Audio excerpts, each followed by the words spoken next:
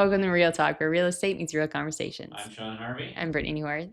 Welcome back, everybody. Thank you for listening to our show. Yeah. How are you today, Brittany? I'm exhausted. Exhausted? Yes. Got a few things going on? Just a couple. Yeah. What do you got going on? We're finishing up our commercial space, so people are moving in. It's great. Yeah, So, a lot of busy work, probably. Yes, it is. Like when you're first doing a space, it's a lot of big things. So you're like, okay, demo, period, the end. Just demo. You know, it's like a million little demo things, but it's just take a hammer, demo. Yeah. And then when it's this stuff, it's like, okay, I need to hang this picture frame and we need to put the trim over here and screw in this light bulb. And it's like, oh, all the tiny things. There's cover missing over here. Yes. And it's like, I start making a list and then I'm like, got it all. And then I walk through and I'm like, oh my gosh, I missed all of it. Yeah, that's how it goes. That's life, you know. Yep. But how are the kids? How's school going? They're pretty good. That's, I think the hard thing too is like you understand it with like you get parent guilt because you want to do like we're following our dreams and we're showing our kids that, but yet we're missing our kids a lot. So we're missing out on a lot of time, and it's short term.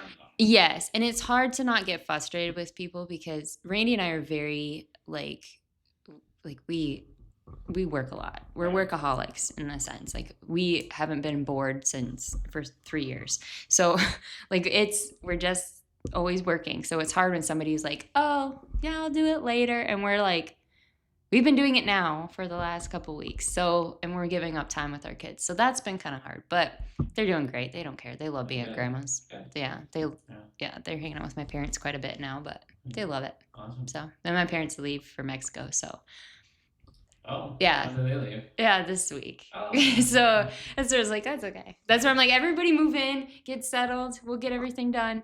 And then they can leave and we'll maybe be there. Yeah. So it's hard. Just get it done and it'll be fine. Yep. And I know that people probably judge us for not spending 100% of our time with our kids, but I think they're okay for it too. They see us working hard. And there's work and you just have to find a balance. And once you get through the hard part, you'll get to the good Exactly. stuff. And how we see it financially wise is like we're trying to build some of that side like passive income so that we could spend time with our kids in the long run. Absolutely. More. So we're doing it for them. Funds. Yep. And yeah, I did real estate classes when I was home on maternity leave with Bexley. So like that was my life goal. And I was like, yeah, might as well just always keep pushing it from day one. All that spare time. Yep. Day one, we're just going on with it. Yeah. So no, it's been good. How have you and your kids? Good. You were doing homecoming week you just had. So how was that? Yeah, it was good. Good. You know, Kara's in cheer and dance, so that's always busy. And then we've been trying to kind of take in more of the sports, you know, do that stuff, and while running a pet store and a real estate company and everything else. So yeah, running a few businesses. But once you get it all started, it's like, okay, now we can just fill in these other spots. So yeah, that is nice. Sometimes we had a wedding last weekend, so we just shut the pet store down for 2 days. And sorry, but family comes first. Well, that's what people don't get to is it's a family business. It's not some corporation. You have 20 employees. It's not Walmart. I have one employee. Yeah, who's a high schooler. Yeah, who's at a cheer competition and in school. So. Exactly, and it's not like you're Walmart and people need everything right now. It's like, yes, it's important, but it's like it can wait a minute for you to have a breath. Absolutely. Yeah, and a day off because you guys don't take a day off. Not very often. No, so because you guys are open every day, right? 7 days a week. Yeah, so one day off I think is okay. Yeah. Yeah, you don't want somebody else filling in on that. I couldn't. It's like sometimes I'm like, oh yeah, this would be fun. And then Amber starts answering questions about lizard food or something. I'm like, or fish food. I'm like, or there's crickets. Yes. Yeah. And she's just like, this is the best for this and this and this. I'm like, don't want somebody will walk in and I'll be like, that's cute. That's a cute t-shirt for a dog. I don't know. That's right. That's yeah. Right. She has everything figured out. Yeah. So. Yep. Well, let's do a quick interest update for 30-year mortgage. Yes. I actually got this from Jamie Olson, American Bank and Trust. Thank you, Jamie. Yes, thanks, Jamie. The current rate right now is about 6.125%. We like it. So that's down. Going down. A bit. You know, interest rate historically, if you look at that, that's pretty low still. Yeah. If you look at the last 5 years, that's pretty high. But historically, that's pretty low. Yeah. So it's all about perception. Yep. Don't let that slow you down on your home buying dreams. Yeah, it's it's okay. It's going the right direction. Yes, We like that's it. right, So yeah. we're getting a few more calls on buyers. Yeah. So we like that. So And then we put together some myths about real estate. myths. That's a hard word. Yeah. Myths. I don't know. Rolls Yeah. right off my tongue. It doesn't. I got some myths to go over. Myths. I'm gonna say myths now. Yeah. Myths. You need 20% down to buy a house. No, you don't. False. I have never put 20% down. I think I have a couple times. Well, maybe we have when we sold our house, Right. made some equity, but never. 3 to 5 is probably more common. Yeah. 0 is also very common. Yeah. A lot of times it's because of programs, but a lot of times it's because of your appraised value came back a lot higher, Right. and you don't have to have 20. The bank needs 20% of that house paid down for them to give you a loan. It could be from the appraised value. Yeah. So talk to your lender about that more. That's a but question, yeah. Go in there, like, don't sit at home and be like, nope, can't buy a house for 20%. Just off the bat, ask your lender. Yes. Yeah. Talk to your lender first. Yes. Another one for you. Always buy the biggest house you can afford. No. The biggest and most expensive house you can afford. You could probably afford a lot, but maybe reverse it. Look at your mortgage payment. Yeah. Yeah, because buy a house catered to that. Yes. You can afford. A lot of times you can afford a $1 million house if you want to, but you know what the payments are on $1 million house? Ugh. And then do you know what else? If you buy the biggest house, you have to clean it. You have to clean it. That's what I always think of. I don't want the biggest and the windows in the biggest house. And if you have a really big house, you have guest rooms. I'm not saying there's anything wrong with having a big house. Yeah. But just I want it's the life that you want. I want a big house in the sense of, like, I want each room to be big, but I don't want there to be a lot of rooms. Does that make sense? Like, I want a big master bedroom, but I don't, like, could be the size of 2 rooms, but I don't want the 2 rooms. Because then I have to fill it with stuff. Yeah, I like it. So it's cheaper to rent it than buy.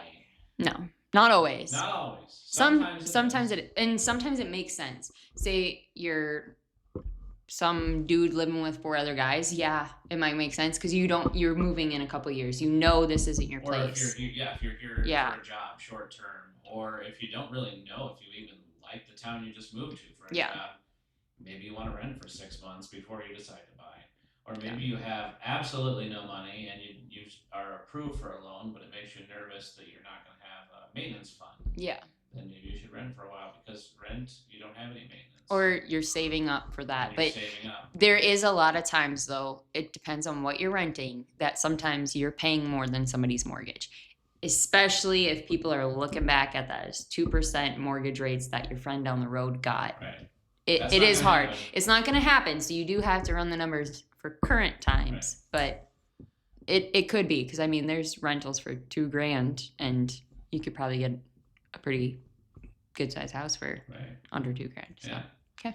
Another buying myth is you should wait for mortgage rates to drop before buying. I understand the logic behind it. Yes. But there is absolutely no guarantee that rates will ever drop. Yes. And if you find the house that you absolutely love that fits your family, buy it. My whole thought is not many people wait out that whole 30-year mortgage anyways. Right. You're going to sell it within some time in there. Also, you can refinance. But everybody looks at it and be like, oh, you can just refinance. You shouldn't say it so lightly. Because within the time of refinancing, they're also rerunning all your credit stuff. They're also doing a debt to income. Your debt to income could have changed. You bought that. Listen. Yeah. Fine. You bought your house, you quit your job, you got a vehicle, you bought a camper, you bought all this stuff, and then you think you can go back and refinance and you're going to be able to get the house you live in. They might tell you can't afford it. So that's what's hard is, like, some people are, oh, you could just refinance into that. Sometimes it's not that easy because, like, for us, we have to really think about it because we have self-employed jobs. So, like, our income changes so much. It's not you make $20 an hour, XYZ, blah, blah, blah. It's not as simple. So we have to look back and make sure our last 3 years look good because it's not just today's paycheck. Yeah. So always consider that. Yeah. If you do find the house you love. Yes. Just go. Yeah. It's in your budget. Love it. And check out the comparison of rates. Sometimes it's a bigger jump and stuff, but sometimes you're cool. You got 0.5% off. Sometimes it's only like $50 or something. So. Selling myths. We're going to move into selling myths. Ooh, you can set your price higher and negotiate down. You can do that. You can. But if nobody's looking at your house, It sucks. it's a problem. Yes. And we've talked about it before. There's a million reasons why somebody set their house price. It could be because they have to. Yeah, And that's different. they might end up having to take it in the shorts and drop it down later. Yeah. So it sucks. But Honestly, you're probably better off setting your house price in today's market a little below Yeah. recommended, just because the market has leveled off a little bit. And by setting a price a little bit lower, it might yield you more showings, it might yield you more buyers, which could in turn actually get you a fair price. and just because your neighbor did it and got it 6 months ago doesn't mean that your house is Right, worth the that market now. is changing. Yeah. It's still what we consider a Yeah. seller's market, but it is definitely feels like a buyer's market because buyers right now are just taking their time. They're not in a rush. They're being very conscious of their decisions, and I think that's great. It's kind of a different dynamic than what we're used to. Open houses will always sell homes. No, Oh. they never really bring people. Yeah, most of the time, if somebody is serious about looking at a house, they schedule it. Yes. The issue is because they want a private showing with a realtor they already work with because they're seriously buying. We are not opposed to Yeah. doing a open house. Just know that we may or may not get foot traffic through it. If we do get foot traffic, neighbor or this. Which, yeah, which is nice though. Sometimes the neighbor's like, oh, I live down the road. My friend loves this area. I want to take a picture of it for her and show her. Sometimes it does There you go. work. Sometimes if you're kind of like on the edge of, well, I'm not really interested in buying, so I'm not going to take it at this time, but there is an open house. Mhm. Sometimes it works. Yeah. More often than not. Sometimes we get buyers from it. Yeah. I guess it benefits us at times. Because it might not be the buyer for that house, but there is times though somebody's like, I'm just starting to look and I just want to feel out what style of house I want. So sometimes we do an open house weekend and we have 6 different houses and they could be very ranged houses, a downsizer, a lake house, a townhouse, whatever. And somebody might be like, we want to downsize our house, but we don't know if we want a lake house. We don't know if we want this. So it's like they can kind of check it out. They can see what they like. They can kind of just meet a couple different agents. Yeah. Because That's always good too. Yep. So I'm like, it does bring people. I've sold a house. It does create an urgency for maybe somebody sitting on the edge thinking about it, like, oh, there's an open house. I better hurry up and make a decision just in case. But it's not bringing 25 people that might buy the house to the house. It's Right. bringing a bunch of looky-loos. Right. Mm-hmm. Renovating before selling always boosts the value. It depends on what it is. Right. Deep And renovations there's might only- not. and there's only so much. So if you spend $80,000 on a kitchen, it's not going to yield you $80,000. No. If you spend Yeah. $10,000 on a kitchen update, Maybe. maybe. New flooring, probably. If it's old, if it's bad, and if you didn't spend 18 grand on A lot it, of times, maybe. what we see though is that it doesn't necessarily boost the value; it helps the saleability. Yes. So if you have It looks a better. carpet that's filthy, that's been in the house for 40 years, and you put in new carpet because the rest of the house is really in shape. Like the orange shag carpet needs to bring go. more money. Yeah, like the orange shade carpet stuff. And But if you spend yeah. 90,000, 80, 90,000 on a kitchen, you're not gonna see. I'd say freshen up your paint. Yeah. Consider your The flooring. floors are decent. Yes, Sometimes you paint cabinets. Right. if you do it right. If you do it. Don't make it messy because then somebody else could have been like, oh, I would have took the stained original one. Right. Yeah. Yeah. It's beer. So, Industry myths. the whole industry as a whole. All oh real my estate goodness. agents are the same. Yeah, we are very Yeah. the same as you can tell. Exactly the same. Real estate Yeah. agents are all very, very, very different. They have Yeah. different techniques, different ways that they handle things, I'll say. Yeah. That's why we always say pick an agent that you like. And sometimes experience isn't everything. Okay, I'm gonna say it. I'm a newer agent. I mean, 4.5 years into this and stuff. But we all keep up to date with things. But there is like people are like, oh, they've been doing this for 20 years though. But that doesn't matter because the market changes month by month. Yeah. And if your agent isn't changing with it, Yeah. You could have a agent in 2 years of business learn all of the new market trends versus a seasoned veteran Yeah. who maybe is still doing things the old school. And yeah, they might have seen everything around the block, Right. but I guarantee they're still seeing new stuff too. Right. And we're still, like, as an agent around my time, 4.5 years, I'm still referring to Sean about question stuff.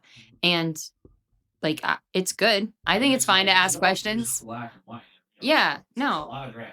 There is, because there's 18 ways to fix a purchase agreement. Like, do you do an addendum? Do you just initial here? Do you, like, I just asked you that question. I'm like, can we just initial here? Because it'd be easy fix instead of doing the whole addendum. Yeah. But A Zestimate is always correct. yes, always. Yeah, I have yeah, no, they're never right. They're Never. I can't even give a good example. They're like, somebody says, "Oh, my Zestimate," and I have so many likes on Zestimate. Cool. That it could be one person or so many views or something viewing your house 18 Well, this and same person 18 Zestimate, times. what That it doesn't does mean is it pulls from the neighborhood, but this so Zillow does not come into your house. Yeah. They do not know.